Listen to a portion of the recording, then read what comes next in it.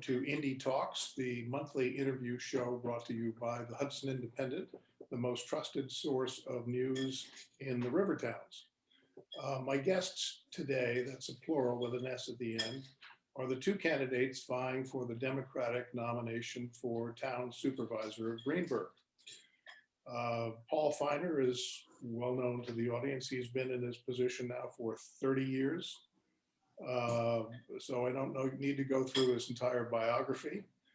Tasha Young is the challenger, a newcomer to the field. She has a master's in social work from Hunter College, is that right? Yes. Right. And is currently the chief of staff for the majority leader of the New York City Council. She has decided to go up against Mr. Feiner for the next term. And I think I'll start the questioning off with her. Tasha, what would you say is something that Paul Feiner has done wrong as the town supervisor in recent years, and how would you have handled that issue? Certainly. Thank you so much for having me. One of the things that I would like to see done better, that I would say was a misstep with Mr. Feiner, is being transparent and inclusive of all of Greenburgh. So one example that I could provide is the looming issue with the Greenburgh Housing Authority.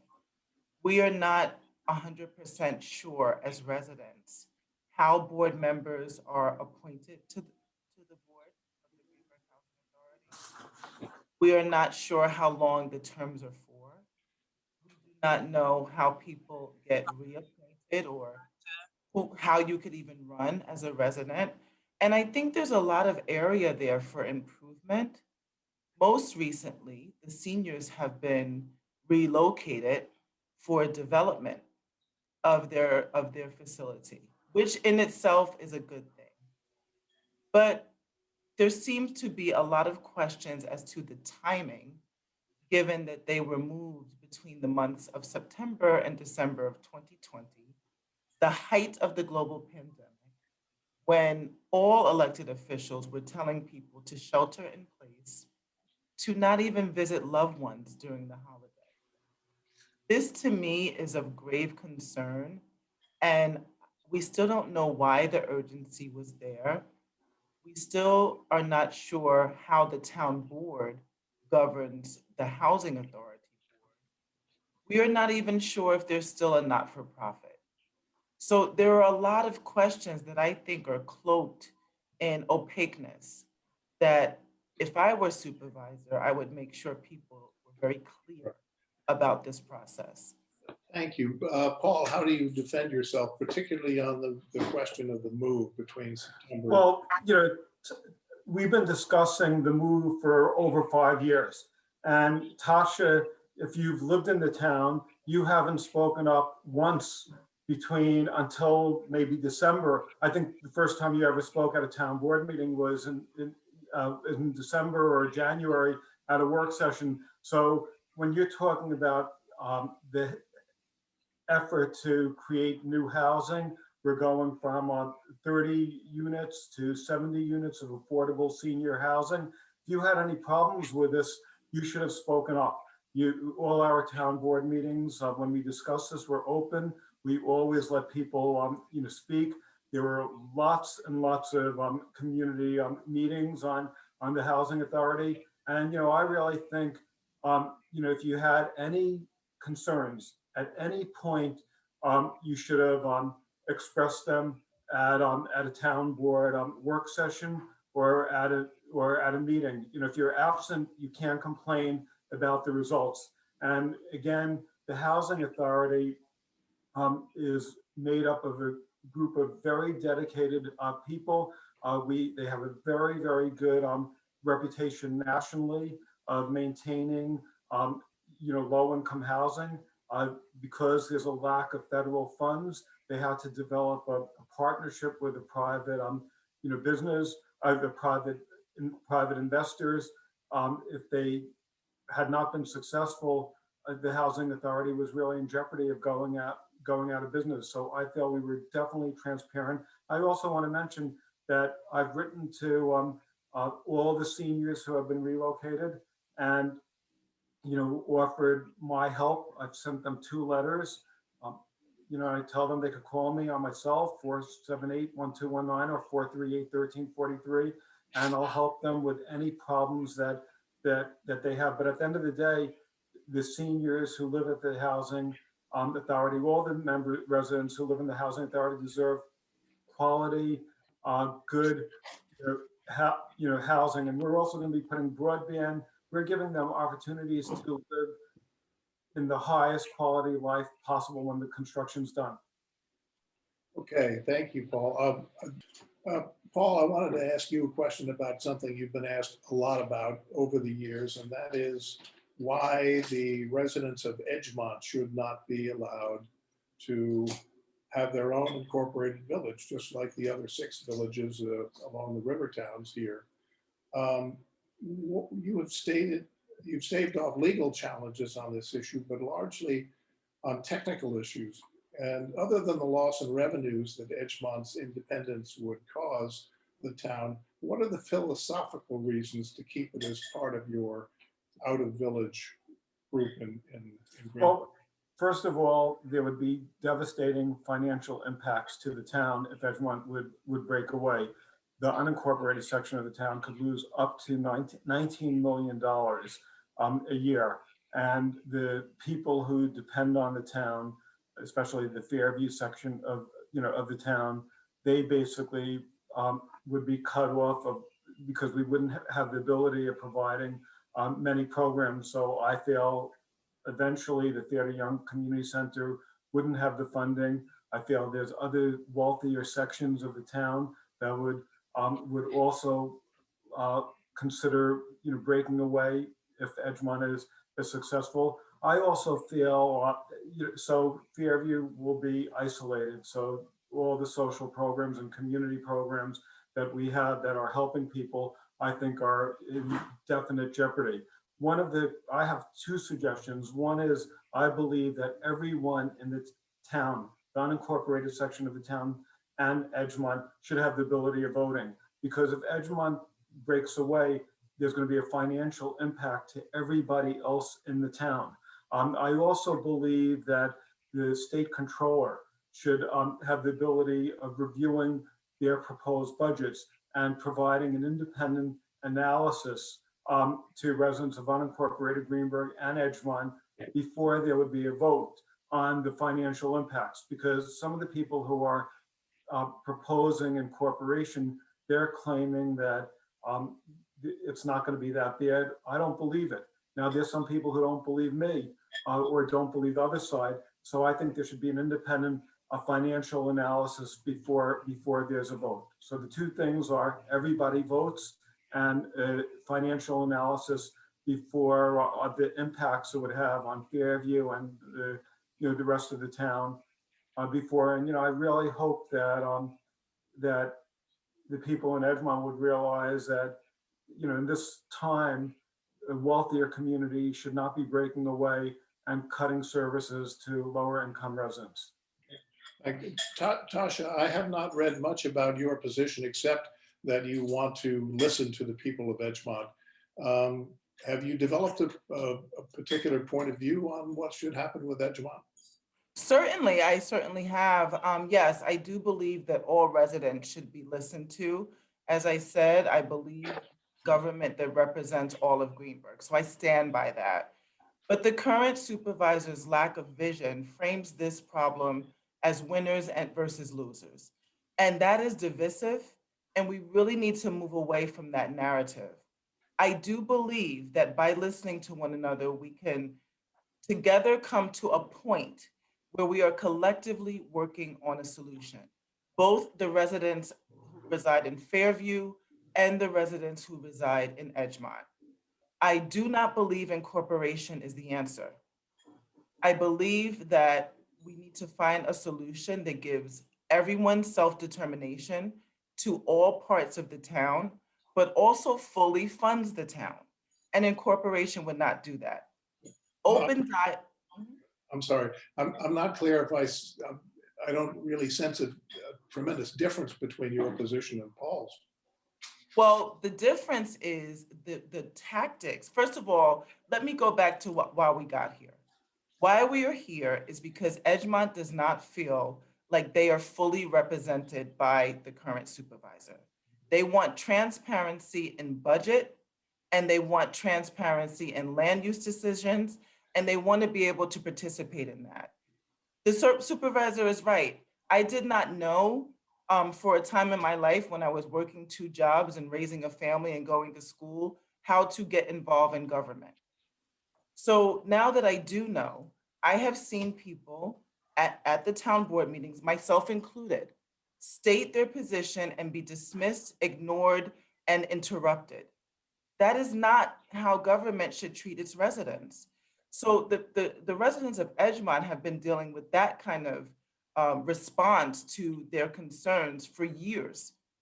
And this incorporation issue has been going on for decades, but Mhm. it's come to a hilt because of how they've been treated.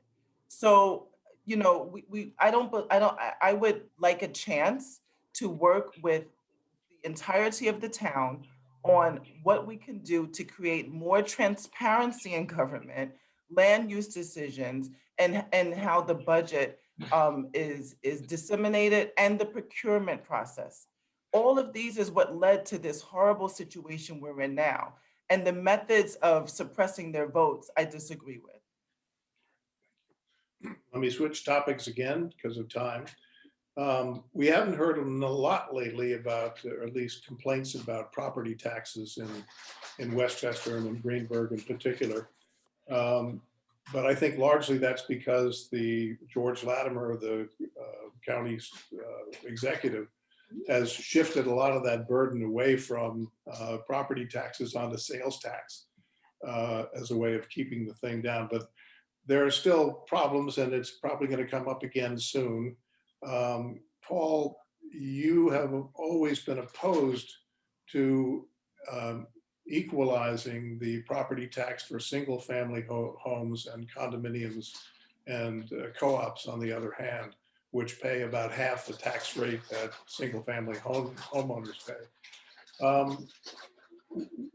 Right now, there's a case that's going on in Dobbs Ferry with the landing, which is applied for and believes, and I think the courts have supported their view, that they should be treated as a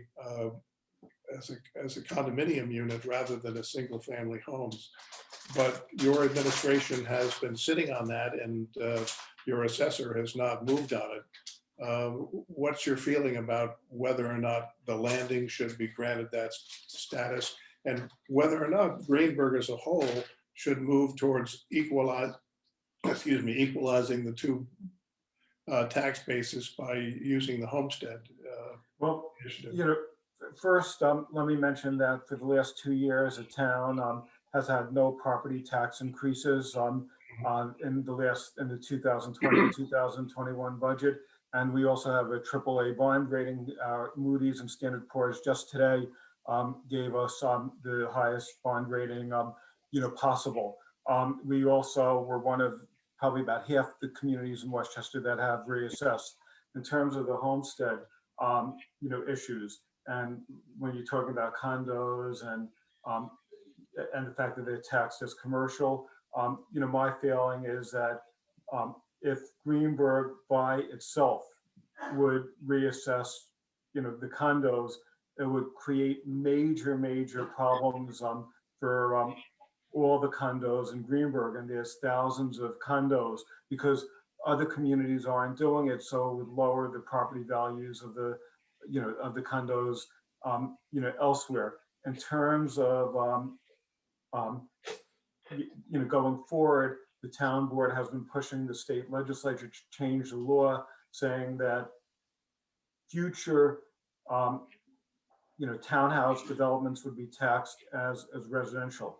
The other issue that Edie McCarthy, the assessor, highlighted relating to the homestead is that if we adopted the homestead provision, it would also have an impact on the commercial properties Mhm. on Central Avenue, on 119, and on Sawmill River Road. So we can't afford to have,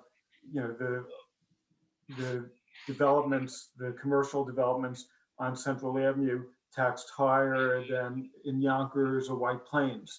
So You couldn't separate those out from the residential properties and, no, it's all or nothing, and that was one of the major concerns that members of the town board had when we decided not to approve the homestead. But I think that the state has to take a look at the method of taxation, and it has to be decided statewide, in my opinion.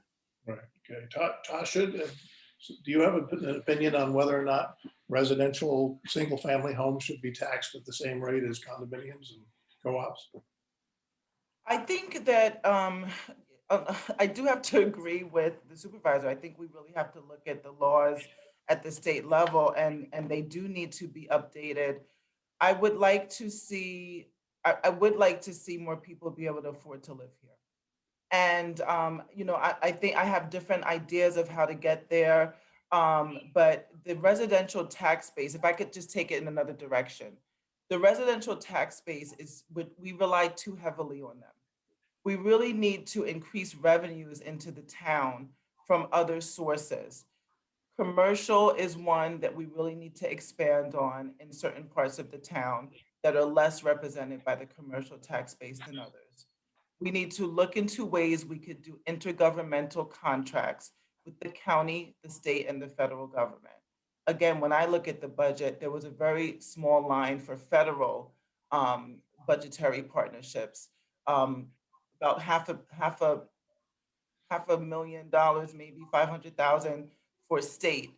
And I think we could really look at those numbers better and attract more money into the town from all of these new laws that are being passed. There are more monies allocated toward green industry jobs and green energy alternatives. We would have to assess how the town feels about some of this adult use cannabis money that will be coming through because the law has just been passed. We really have to be innovative because we have to recover from COVID-19, and we don't have enough houses, quite frankly, to be able to do that. We have to look for additional revenue sources for the town to be able to do that thoroughly and officially, and that's new industry.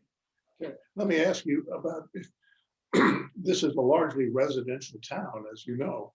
Uh, Yes.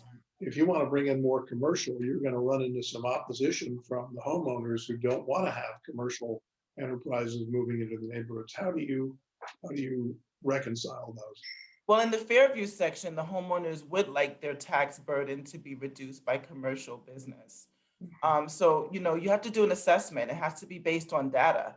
So this is not something going in that you just say, okay, we're going to change everything and just do this. You have to assess where the needs are, what is the will of the people that live in those areas. Yes, we are heavily residential.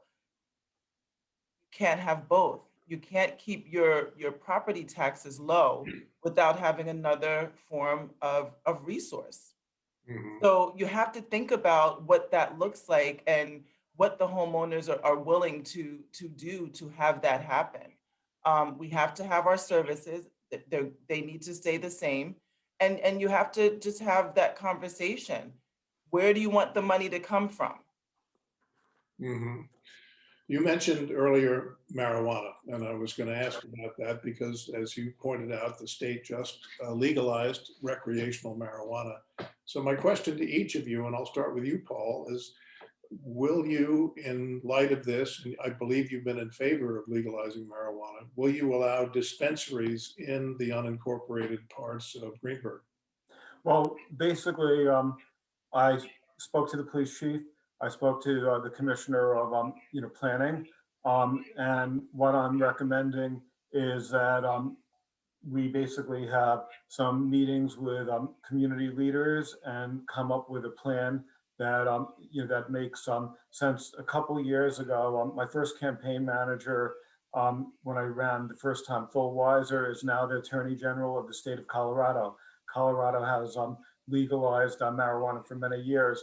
And maybe 2-3 years ago, I had a forum and he was able to arrange to have somebody who's an expert who basically could tell us their experiences. So I want to find out before we make any firm commitments how we're going to handle it, what other, what the experiences are with other communities, and then, when we're talking about transparency and making this a partnership with the community, I'd like the community to basically have input in implementing the new law.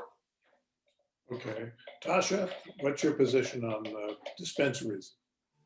Dispensaries are something that you do have to do a community assessment to see if they're tolerated in the certain areas of the town. The villages might have a different position on it than the unincorporated part, and then different neighborhoods within the unincorporated part might have a different position based on proximity to school, playgrounds, a whole bunch of items have to be considered. So Right. dispensaries is something that you have to do a needs assessment to figure out if the town could tolerate it. What the direction I would go into with adult use cannabis is, aside from the recreational use, the industry is available for the use of hemp products. Mhm. Hemp products are thousands. We can allocate even hopefully public land to produce factories that produce hemp products. And then that takes away the educational component, the health component about adult use cannabis if the town does not want to tolerate dispensaries. But if we do find spaces in the town that want to tolerate dispensaries, I have to advocate for the equitable argument that we should look to make sure these industries and these dispensaries are given preferential contracts and preferential permits to those that are mostly affected by the failed war on drugs, and that is Black and brown communities or Black Indigenous people of color.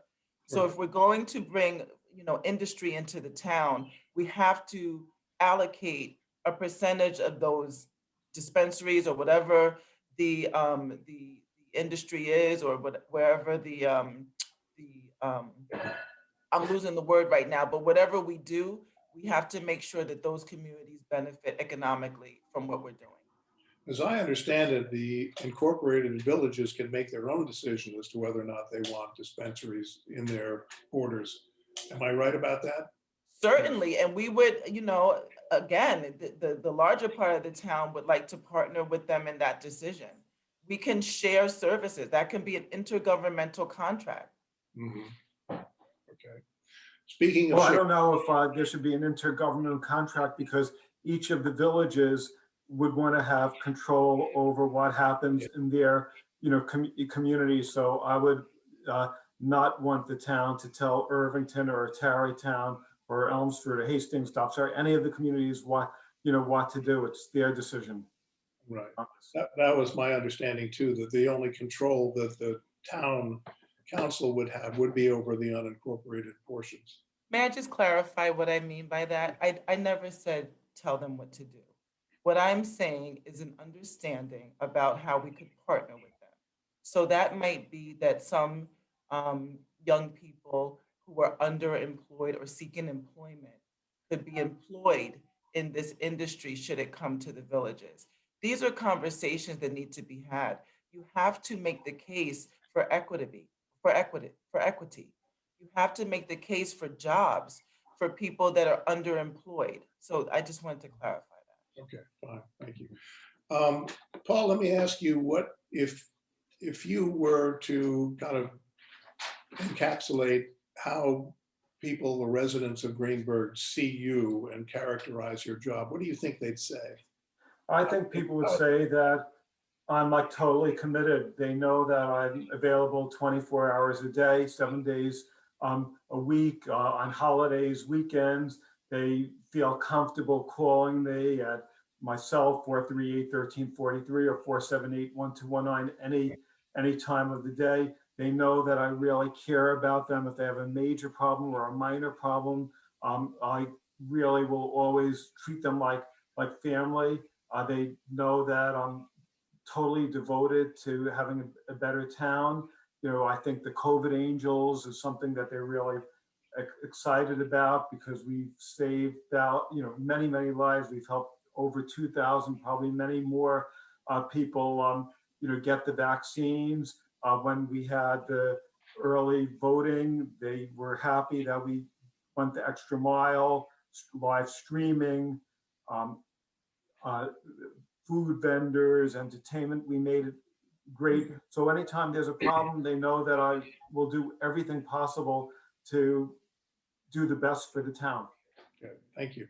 Tasha, you're jumping pretty high here. You have not held elective office before, am I correct? And while I appreciate the fact that you're working in city government, going for town supervisor is a pretty large leap. Why not run for a town council member or something to work your way up to this position? Oh, thank you so much for that question. So I have 25 years of management experience, and the largest body of employees that I managed was 120. I started in retail management prior to achieving my bachelor's degree in business administration. And I went from an assistant store manager to a store manager. And that includes everything from hiring and firing and scheduling and, profit and loss statements and, all of that. And then once I got my degree, I went into forensic accounting and then into global wealth management. And then after that, I put my daughter through college. And then I went back for my master's degree in social work. That gave me the foundation for crisis management. Really, social workers are similar to teachers, where every single discipline touches a social worker, including the family. So we have to know policy of policing. We have to know the policy of education. We have to know the policy of the healthcare industry. Social workers have to deal with every discipline, and we have to know how to deal with families, which is also known as constituent services in government. Mhm. So all of these experiences, including being an activist in the last 4 years with lobbying for legislation. I now write legislation. I used to write grants, so I know the whole not-for-profit industry and how it's funded. And then uh, budget management and how to really bring home the bacon for constituents was all that all catapulted me in this last position. Right now I'm a full-time candidate. So my last position was chief of staff. And in the council, each council member serves an executive function. So for instance, in land use decisions, they don't happen without the council member. That's a transferable skill that I could bring to the town board. I've negotiated schools, I've negotiated daycares, I've negotiated funding for cheerleading programs with developers. And I know that you don't have to always accept the proposal that's given to you. There is a lot of negotiating for the greatest public good. So this last position, especially during COVID, Barrett, really was a trial by fire on how you deal with something that no one knew how to deal with. And I feel like I did it successfully, both representing the member and making sure the staff was well taken care of and safe, and 144 constituents. We were able to get 1.8 million pounds of food into the district. I could go on and on and on, but the transferable skills that got me to the position of chief of staff, and then it being on the back end of governing and governing well, I felt like this was the position to go for. Right. Okay. Paul, you've been in the job 30 years. Why not just, hang up and rest on your laurels rather than go for another term? Well, I love the job, and there's a lot more that I want to do. There's a lot of pedestrian safety initiatives, more sidewalks that we're going to be working on. We want to do more in terms of the environment. I'm looking at creating a recycling center. The Village of Scarsdale has a very interesting, program. It's called Take It or Leave It, where you could take furniture and leave furniture for other people. The organic recycling, I'd like to proceed with that. There are so many initiatives that I could think of. We have run out of time before you've run out of initiatives. I wanted to thank both of you for coming on the show. This is a very interesting debate, and we'll see how the election goes in June. Thank you. Garrett. Thank you.